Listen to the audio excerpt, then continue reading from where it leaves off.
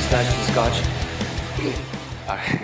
I'm here with Dan from CrossFit 416, known as the captain in some circles. He's the owner of 416, and he started off in a nice small little gym, and then he just blew it up. Initially, he started as a personal trainer, right? And then he found CrossFit, and then he started tearing it up. So what we want to cover is how to run a successful affiliate, how to build that good, strong community that everyone talks about, and a couple of systems and things that you might put into place so that you actually have a life when you run a gym. Yeah.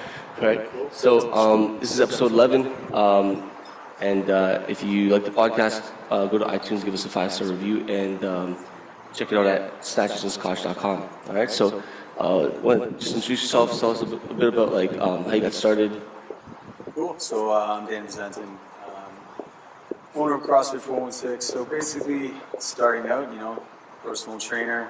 Had about 5 clients from all different, fitness levels, trained for different things, and sort of stumbled upon CrossFit with one of my buddies.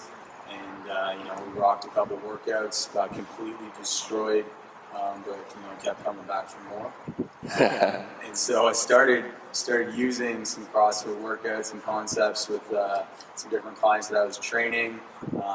Had some success with it, got my level 1, and then started working at a CrossFit gym out in Pickering.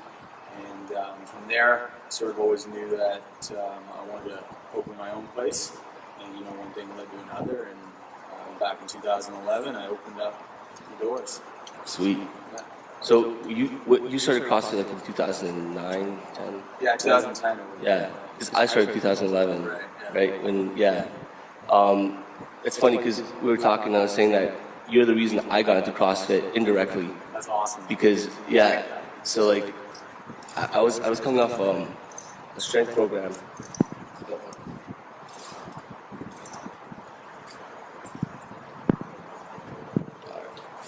So I was coming off a strength program. I think it was Eric Cressy's strength program, and it was a sweet little program. It was simple, it was basic, and it worked. And I got strong as shit. But then I remember saying I feel very sluggish. And then one day, one of my coworkers, Trisha, who's she's engaged to Dan now. She's like, yeah, Dan and his buddy does all this crazy programming and you gotta see these workouts. So she was writing out workouts for me that you guys are doing. And I was like, this looks really intense. So then I think it was just a bodyweight workout I did, and I was like, this is stupid. And then I think I quit it for a good month or so, and then I ended up coming back, and I'm like, all right, let me try to do something with the barbell, and then bodyweight. So I did that, and then kept on using your workouts that you guys kind of throwing together, and then I guess I got hooked, and I started writing my own programming, and then I always loved programming for people. I trained people on the side for fun before, but finding CrossFit, I was like, this is what I wanted to do, and this is what I was trying to program, but it filled in the gaps to what I was programming, which is really, really cool. So and then this is the first time we've ever met, and we've been crossing for a while. So yeah, man, that's how it goes. I don't know what it is, but it has this sort of addicting, pull on people that once you start it, you just can't get away from it. Yeah. And I see that with lots and lots of clients. It's also obviously results speak for themselves. And anyone who's especially new to training, once they start CrossFit, it's rapid results. Yeah. And it slowly does decline, but at the end of the day, PR Central for the first year or so. That's what it is. Yeah. That's what it is. That's what keeps them coming back in the beginning, and then that's what kept me coming back. Yeah. And then you get immersed in the culture, which is really, really cool. Yeah. Yeah. So talk about people training in a CrossFit box as opposed to training in a garage by themselves, for example. Do you ever get to train with your classes or your coaches, or did you always work out by yourself? Because I know owning a gym, I find myself working 90% of the time by myself. So originally that's what I did, and now that I've had some coaches, I actually train pretty much every day with one of them. Nice. She's one of our top probably athletes in the gym, if not the top female. So she's a strong push. She's hard to keep up with. Nice. So that keeps me going during the day now in my workouts.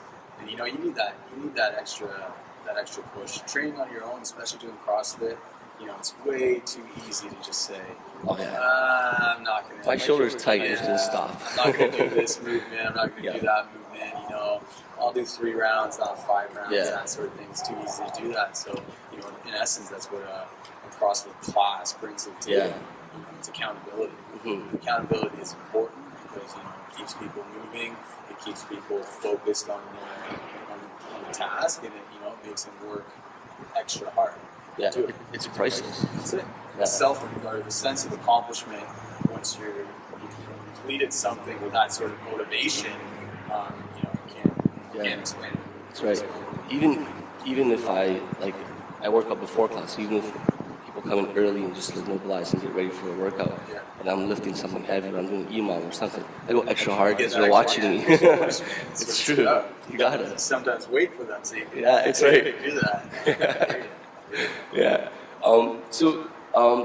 How'd you start 416? You just when I started thinking of opening up a gym, we talked earlier. I said my gym kind of happened by itself, and then I was just there along for the ride. And I just said okay to it. I didn't really push it or try to do anything with it. People came and we wanted to have a gym, so I'm like, all right, I guess we'll have the gym. Yeah. And then we grew organically, and then when I had to get a unit, I took a loan from the bank, and then we got the extra the things that we needed. It wasn't terribly big because we've already had a little base of people, and everything that they were paying me in the garage went into reinvesting in equipment. That was kind of good.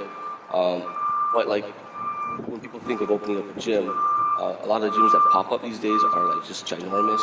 I've seen some crazy ass gyms that I'm like, you must have a lot of investors backing you up, and I actually was offered people who offered me to be investors. They're like, yeah, process taken off. You want to be on Upwave, you want to up invest and stuff like that. And good people, and I was like, you know what?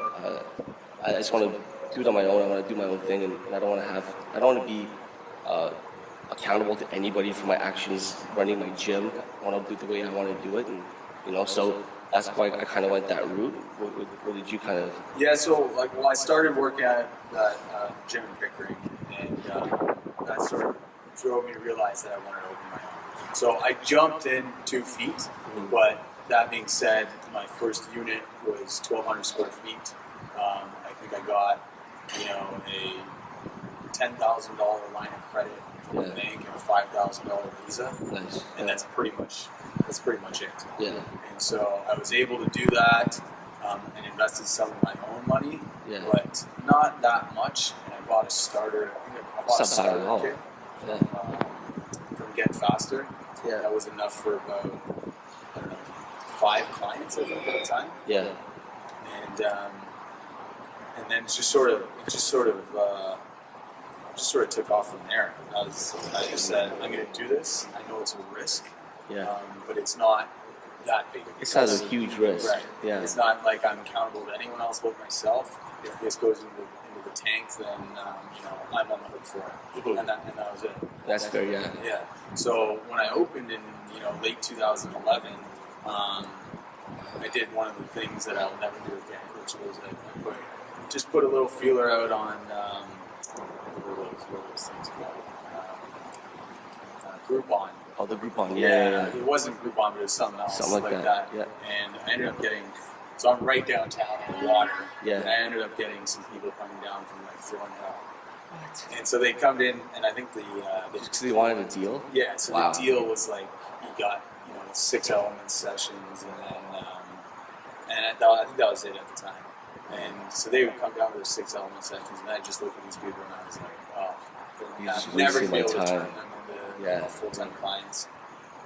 But at the end of the day, I got a few, and I think the luckiest thing that happened to me, and it wasn't just luck, because I kind of looked to open in this area, was that it's a very dense population around here. Yeah, So there's there's about buildings. it's all condos. So there's Yeah. about 20,000 people that live in about a 4-block radius. Wow. So I knew that if I could get 100 of them, Yeah. 100 out of 20,000, I'd be You're set. I'd be set. Yeah. Right? And that's how it grew. Right? Mhm.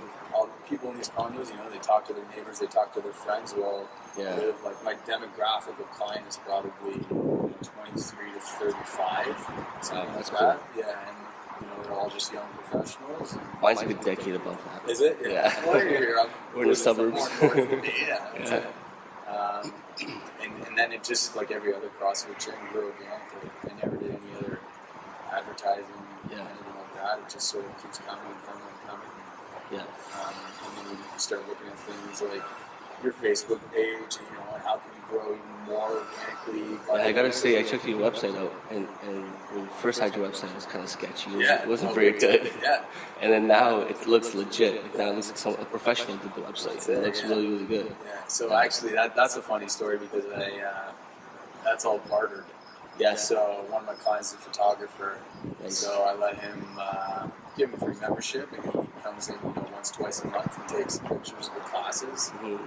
And so I have access to hundreds and hundreds of photos. That's one thing I want to talk about.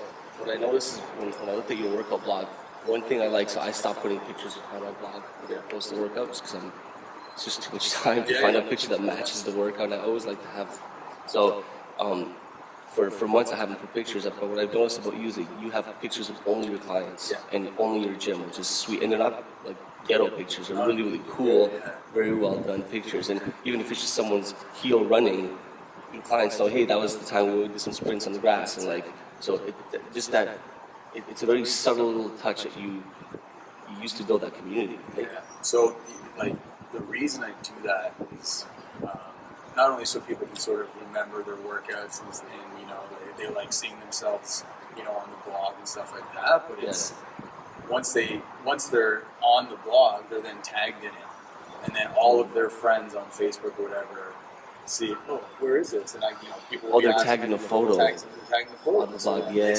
Their friends see it. Oh, where is this? So CrossFit 1-6, blah, blah, It's blah. genius. And then, and that's growing organically, right? Yeah. They're friends of friends that start coming to the gym because they saw their I like friends that. on I'm gonna start doing that. I'm gonna steal that right away.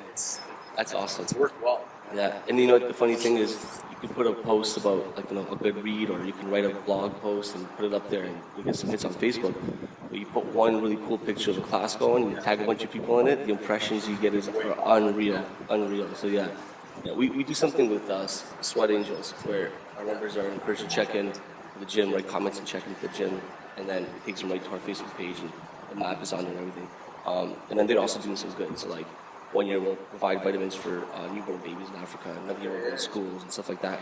And it's just a company that they keep track of the check-ins, and then I donate a certain amount of money per check-in. And it's kind of cool because if it works, then I pay for it. If it doesn't work, I don't pay for it. So it's kind of like the tagging in the photos, but I'm paying for it. Charity. Plus some charity, and people at the gym enjoy it, right? It brings them together for, they're working out to, feed a stray dog this month, which is kind of cool, right? So, honestly, the cost isn't even that bad. It's always like $100 a month, so it's a pretty sweet little, I think I might have been their first Canadian client. Oh, really? Yeah, because they gave them a call. So I called these guys up because I really wanted to sign up with them, right? And I heard about them on a different podcast, Barbara Shrug, and I was like, I can't pay for it online. You guys don't have international paying options. He's like, he goes, we didn't think anyone outside the States would want to do it with us. So then I tweeted out to a bunch of gyms like Industry and Solid Ground and a bunch of other gyms in Toronto that the owners I knew. And within a week they all signed up as well. And then now there's a ton of Canadian representation, which is kind of sweet. Yeah, it's pretty cool. So they basically give you a little screen, and it has flash commercials the whole time. It's on the iPad thing, and it's just encouraging for members. But just having that community building aspect is huge. I think that's what you've done really well. Trisha was telling me that when you started your gym here, you just basically bought some beer and some pizza, and your rugby boys just came in and just painted it, the whole thing. Yeah. You gotta use your friends, man. Yeah. Especially when money's tight in the beginning, right? That's how That's awesome. Yeah. And then I noticed the bars that you guys made those yourselves, right? The custom bars. Well, I got a welder in. Oh, did you? Custom, just because the space is kind of awkward, so I wanted as much space-saving equipment as I could. Yeah, I like your setup with no rig, and it's just portable squat stands. Yeah, those are good. Well, I need to. It's such a narrow space. It's long, but it's narrow, so you know, I figured that would be the best idea. And also, there's not much structure to the walls. Yeah. It's drywall. Yeah. So putting in a rig is next to impossible. Yeah. Yeah. That's good. So talk about like do's and don'ts. Like what are some things you completely regret doing, and some things that you were really happy that you kind of followed through, even though you might not have been 100% about it when you thought about it. Don'ts would be, again, going back to that Groupon thing. Never. So do you offer discounts to people? Discounts I offer to students and to first responders. Yeah. And friends and family. That's about it. Yeah. We don't typically do any like promotions or anything like that. I just don't find the need in it. I like keeping my value, and I'm not overpriced. Yeah. If anything, we're kind of underpriced in terms of where we are. I'll tell you what, I have a gym in Keswick, Yeah. and I checked your pricings, and I charge a bit more. I think I charge $5 more than you do, and I don't have month to month. I only have a 3-month commitment for that, and I charge a bit more than you do. And we're in 1,000 square feet, so you're definitely a little bit underpriced, especially in Toronto. You know what though? So I started out even way less than that, and then last year, costs really started to add up a little bit more as the gym grew, and I hired more trainers, and my rent went up and stuff like that. So I raised the prices, but I even had legacy pricing built in. So all my old clients, they stuck to the old pricing. I'd say the biggest do that worked so well for me, it might not work for everyone, but I switched my elements or introductory program from being classes to one-on-one. And the biggest reason I did that was quality of clients coming out of those classes. It's much harder to teach 8 people. Quality of instruction, but also quality of client. Because if a client's paying for an individual session, then they're going to stay. Yeah, and they get a lot more attention. Yes. Right? They get a lot more attention, and I felt that they came out of the elements a lot more prepared, a lot more comfortable, and the coach that was teaching them knew exactly how they moved. Right? They knew them inside and out after 6 one-on-one sessions. Oh, yeah. So then they were able to relay that information to the other coaches. So once those people started coming to regular classes, we know all about you. Okay, it's your first class. We now know all about you. We know how you move. We know what to look for. We know what you're capable of. We know what you're not capable of. That sort of thing. And that's really sort of helped the quality of client coming out of elements, which is what you need when they're moving into a class of 18 people. Oh wow! And it needs to run seamlessly. Yeah. You can't babysit one client. 1%. Class, Yeah. So when I started, I didn't have fundamentals or elements or anything like that because everyone was in fundamentals. So after about a year, right, of starting, I'm like, all right, I gotta start fundamentals. Because what I was finding, I just kind of get clients, I'd spend like a half hour with them, assessment, go over basic stuff, and then I'd be like, all right, baptism by fire. Yeah. And it got to the point where I was gaining more and more people, and I could just look at my loyal clients, and I could see the frustration on their face. I was like, oh shoot, like I don't want to disappoint them, because that's the reason I'm here for them. And then these new people need so much attention, and you half-ass the whole thing. So then what I decided to do is do the fundamentals. And because I have a full-time job, I can't do a one-on-one fundamentals. I wish I could. My buddies at Solid Ground do it, and it works beautifully for them. So what I decided to do is I decided to offer 2 weeks of free fundamentals, only because I felt like a lot of people in town, we're in a small town, there was a really high barrier of entry, and they weren't really comfortable. They didn't know what it was. People in Keswick still don't know what CrossFit is. They have no clue. So it's good For the most part, yeah. So what we do is we do 3 times a week, Monday, Wednesday, Friday, 7 o'clock. Fundamentals. The first 2 weeks are free. Then you pay $140, which is what we charge for 18-month commitment. And then you do that for your next 2 weeks, and then you get 2 weeks of CrossFit, so you get to try the regular classes as well. And when I only do unlimited memberships, I only do like 3 times a week, and I try to keep it as simple, having 3 options. And what I noticed is that the barrier of entry went way down. When people come into fundamentals, 2 weeks free, say I get like 9 people, I might not have 1 or 2 people who continue, which is fine. But then that group sticks together for the month, and then they're like, hey, you're gonna sign up, I'm gonna sign up, and then it kind of works out quite well for me that way. Yeah, and the retention rates higher, and I'm not wasting my time, and they're still paying me just as much as my regular members are. And I hope they're not listening to this. But it is 2 weeks free, but when you actually calculate the amount of time they spend in class and how much attention I give them, it's the same cost on my end, right? Because they have to come to those 3 classes, which is kind of good. So it's a win-win. Well, different things work for different gyms. Yeah. There's not one answer to this. Oh, absolutely not. No. When, like that's really where they get value out of it. Obviously, it's the one-on-one thing, but you know, in terms of pricing, it's a lot more expensive for them. But I also then give them options to bundle it with a membership. Yeah, I see So that. they can do their 6 one-on-one sessions, but pay for that in a 3-month membership over 3 months, Yeah. as opposed to paying it all up front. Yeah. And this has also allowed me to sort of keep my prices a bit lower because the Elements itself is a little bit more expensive Extra cash flow. than most places. Yeah. That's good though. Yeah, for sure. Honestly, like I was talking to Ryan from Newmarket. Yeah. Their gym is just ginormous. Yeah. Like I heard it's. I've never been Buddy, there. It's they started in like they say 2,000 square feet. It was more like 1,500 square feet of workable space, Yeah. and now they're I think at 9,000 square feet. It's like they're legit.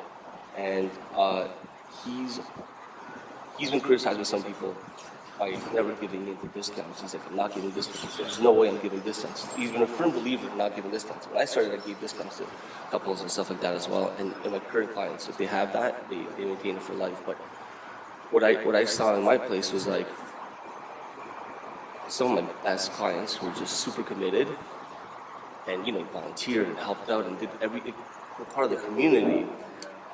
They weren't getting discounts. So why would a fireman get a discount, right? And so then that kind of changed my mindset, and I was like, okay, no one's getting discounts ever.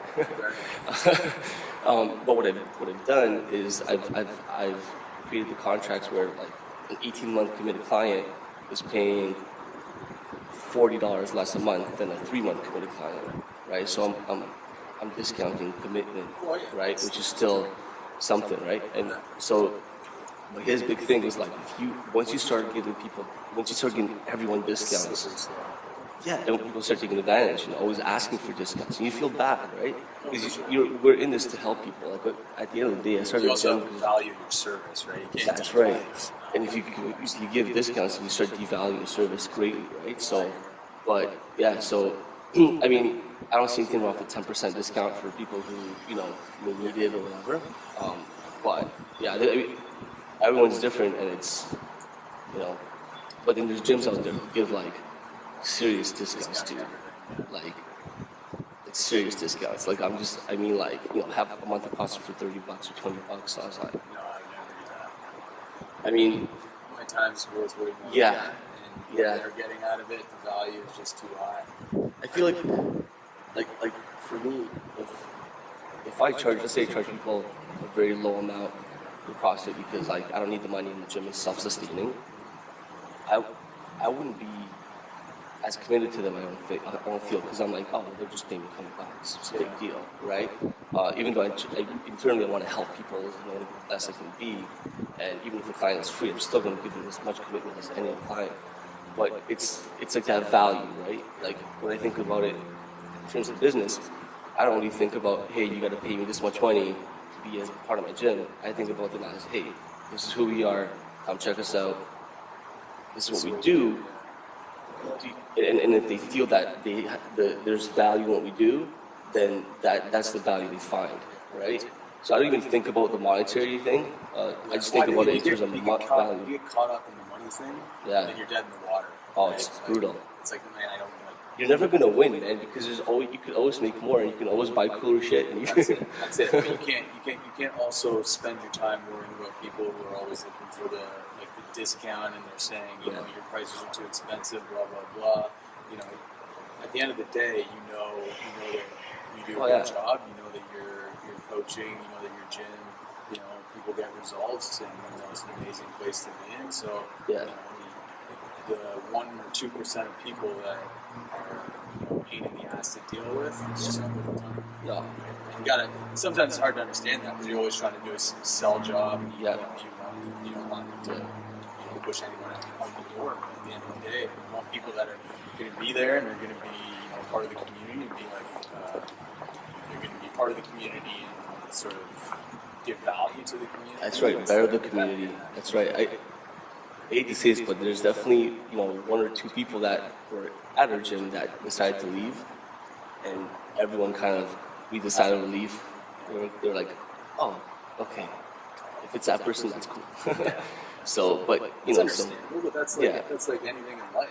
Like, Yeah. a group of friends, not everyone's going to get along with everyone, and when someone's not there, some people are happier about it. Oh, yeah. It's just one of those things. yeah. So a big thing with the do's and don'ts, a big thing that I would say that I did that I probably shouldn't have done is buy a lot. No, that I should have done. I bought too much equipment. Like it was just almost like a craze. A little trigger happy with that? Yeah, it was like a little craze. It's like I get some money from the client. I'm like, all right, what am I gonna spend it on this month? And I you're go, putting it right back in the business. I am, but then it got to the point where I was like, all right, I'm gonna buy a really sweet York bar because I want a really nice whip. But that was more for me. And then I'm like, I'm gonna buy nice penalty plates because I want to lift the penalty plates. And then I realized what I was doing. I was like, all right, then stop right now. No, I've definitely done that, man. I've definitely done that. I try to limit my equipment purchases to things that are, definitely needed, or that could also, add a little bit of change to the way that we're training, stuff like that. And then obviously anything that's, wear and tear, new stuff like that. Yeah. So, for someone starting out, what would you say would be the essentials? Like, what should they focus on getting?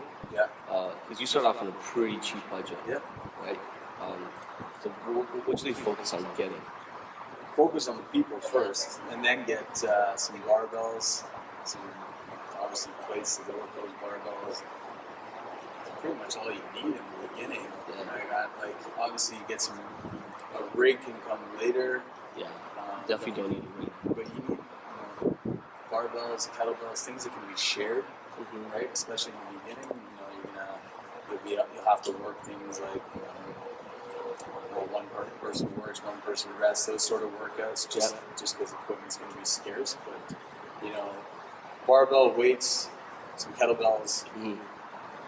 Yeah. You're pretty much good. That's all you need. Yeah. That's basically how we started. I think I had a ghetto pull-up around my garage, but yeah, I also got really cheap rings for ringos and stuff. Yeah. Awesome. Yeah. Now the wooden ones are $30. Like, wow. When I was getting rings, plastic ones were $80. Yeah.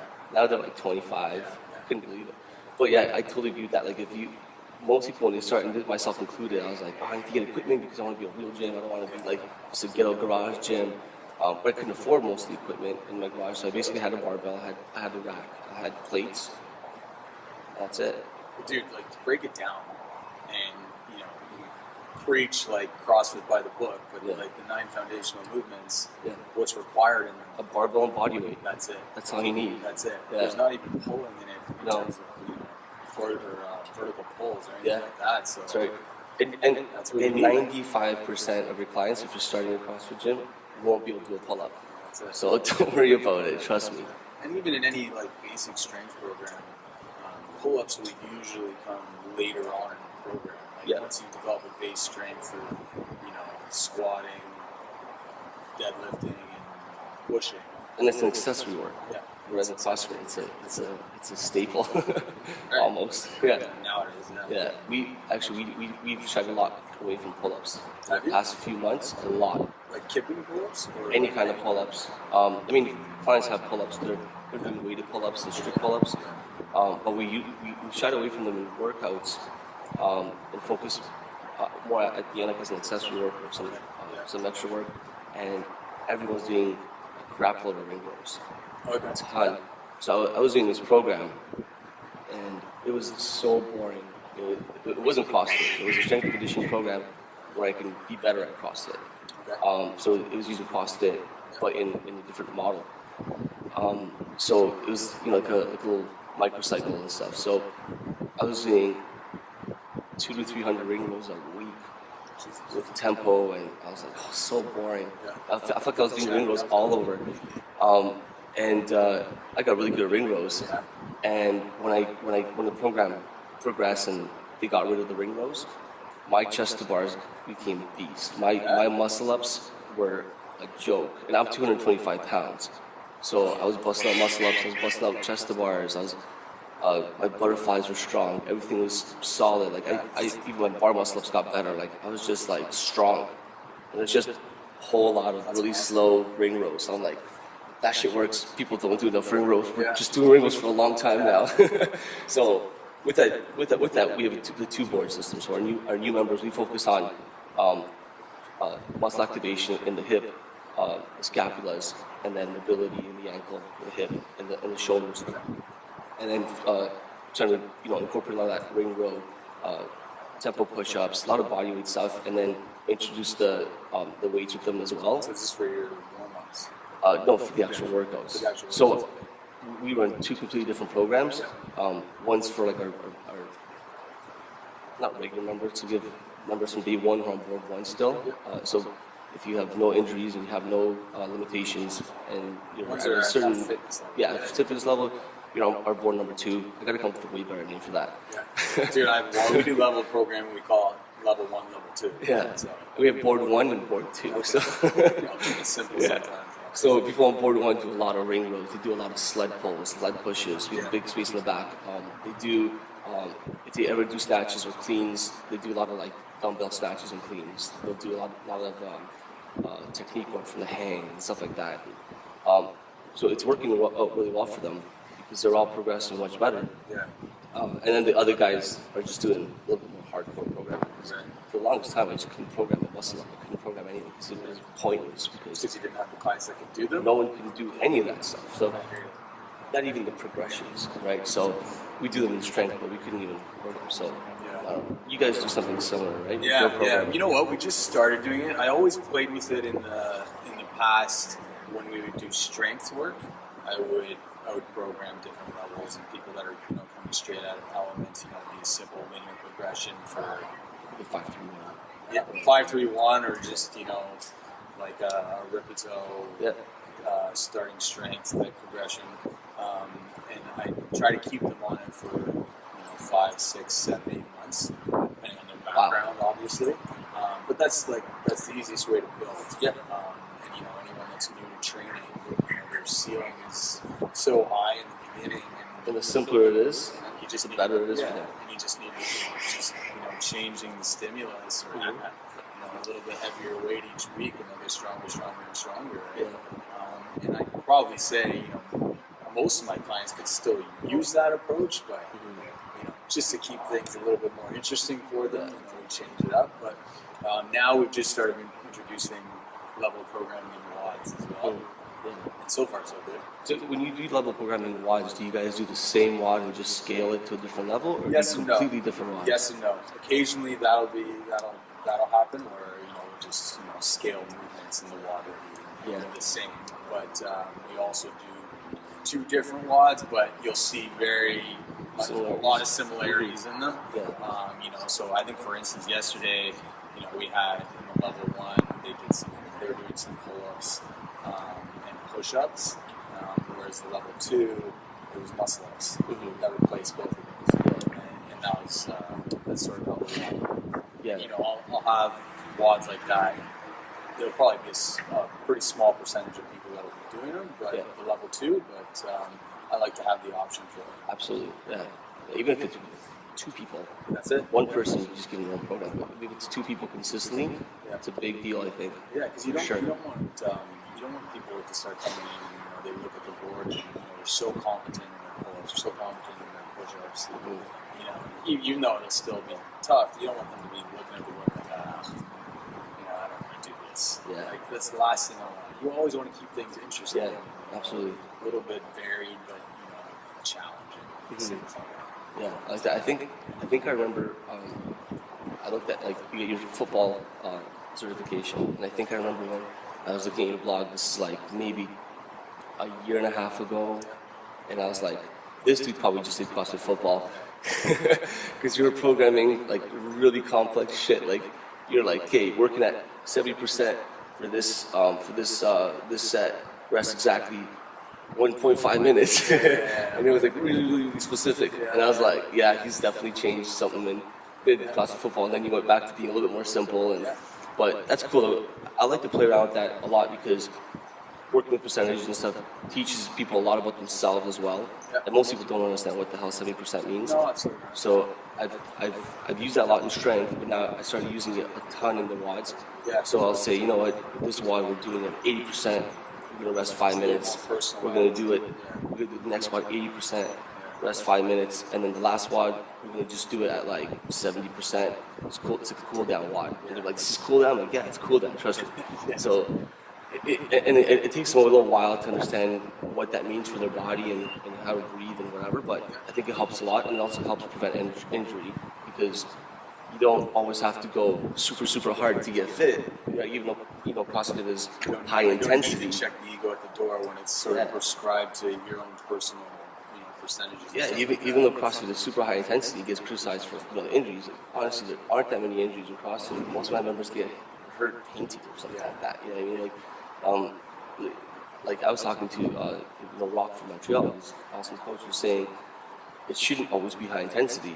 It should be adequate intensity always. So if you're an athlete training for regionals, then you should have adequate intensity during training, super high intensity during competition, right? If you're someone trying to look at getting fit, having really high intensity might be good once, but not all the time. Intensity is also a relative thing, right? Of course. New people walking in the door, they probably don't know how to get to their high intensity. Yeah. And that'll be mostly the majority of people. And even, clients that I have now, they're working, but they're not like... They're uncomfortable. Yeah. They're working at 85%. Well, that's what it. they're Yeah. doing. And sometimes that's okay, and sometimes that's what's needed. And for competitive clients, it's one of those things where if they're trying to work at their highest intensity every single day, They're gonna beat then themselves they're in the gonna beat ground. the shit out of Oh, themselves. And, they're not going to be able to recover, and their gains are going to go down the toilet. Yep. And that's It's not you have to training smart at educate all. them on Yeah. that, right? And that's one of the biggest parts of coaching, and I think that's one of the biggest things that I've picked up as I've stepped back from as many classes as I've been coaching, because I have 5 trainers now that help me. Nice. And I can sort of get this overall look and feel of how knowledgeable each client is becoming, and what we need to do to sort of educate them on what they're doing, why they're doing it, and how it's gonna help them. And that's that's sort of one of the things that I've really come to think about lately, especially. We've actually started programming a lot of not-for-time work. So we'll do a lot of high-volume strength work some days, and then we'll just program some not-for-time work. Yeah. And you give the option for people that want a little bit more of a metabolic effect, to work a little bit harder on the WOD, and then for other people, focus on your positioning, focus on your stability and movements, and think of this as sort of like a learning process as opposed to trying to sweat as much giving as them possible. goals during the WOD. Yeah, So your goal is, hit back, glute activation for this workout. Right. That's what you should focus on that time. Yeah. I like that a lot actually, because I found myself just kind of naturally going toward that myself. Like I started programming. We still do a lot of time stuff because it's fun, right? Sure. But a lot of my board number 1 members, they're like, when do we start? I'm like, just start whenever you want. It doesn't matter. Especially like the sled work. I'll just say, clock's running. Start whenever you want. The only thing that you should be worried about in terms of time is how much rest you should rest between each round. So I program rest in between rounds, and that's your time. But yeah, I like that a lot, and it's different, and it makes people have fun, because if you're just always going for time, it's Yeah, it can be a bit. And I like what you said about the competitive athletes, because you could tell who they are when they get to a certain fitness level and they're competitive, and you announce like Fran, and they start like getting shaky, and their face turns white, and they're all tripping out because they know the dark place that they can go if they want to go there. Most people are like, oh, okay, we'll just do Fran. right? People who've done Fran and have gone to a really dark place where your forearms and you feel like you can't hold a pen for half an hour, and they get shaky, and those are the people you gotta tell them, hey, you know what, maybe don't work at 100%. Yeah, I find like with competitive CrossFitters, is they never want to stop. It's like you program a WOD, and it's supposed to be really challenging for them, and they do it, and they're kind of gassed afterwards, like holy shit, that was tough, blah blah blah, and then what's next? You're like, all right, let's take a step back. Okay, today's the day where we only need to do this, and then we need to do some active recovery, and worry about how the rest of our week is going to go, in terms of how much volume we're going to do. Take a step back. And that goes back to the whole education piece. Everyone wants more. Yeah, it's not better at all. Well, I guess that's also a testament to the work ethic. And them having fun in your gym, right? But it's also you have your clientele in their 20s and mine's in their 30s. when mine guys are done after a hard workout, they're done. They're like, I gotta go put my kids to bed. We have a couple of young guys like that who just like crush it and then stick after class and do some more strength. And I'm just like, hey, your program, I'm like, yo, go find a heavy triple, on a deadlift, and assholes go ahead and find a 1 rep max. I'm like, why, man? Like, don't find a 1 rep max. I mean, they can handle it because they're young and they're still early in training, so they're still PRing every day. But so it was great talk. Anything you want to plug in? Anything you got going on? You want to promote or anything like that? Actually, we got this new competition that we're calling the Conquest of Fitness coming up. Oh yeah. And it is it's going to be over a 5-week period, and we're just doing it for fun with our clients, and it's going to be a competition of 5 events that they'll film themselves doing and then posting on our Facebook page. Cool. And the events are as non-functional as possible. So you'll see like bicep curls. You got it. Well, I don't want to give too much away, but things that the CrossFit community will. That's gonna be awesome. At and, well, you know what though, the CrossFit community I think revolutionized strength and conditioning, in that we went from working the muscle to working the movement. And then now we're kind of slowly seeing that, hey, if you ever do any kind of athletes training, we're working the muscle. So we work the movement first, and at the end of the workout, we have accessory work, right? So we'll have people do like, hamstring curls or glute hand raises or, certain things like that. And there's nothing wrong with that.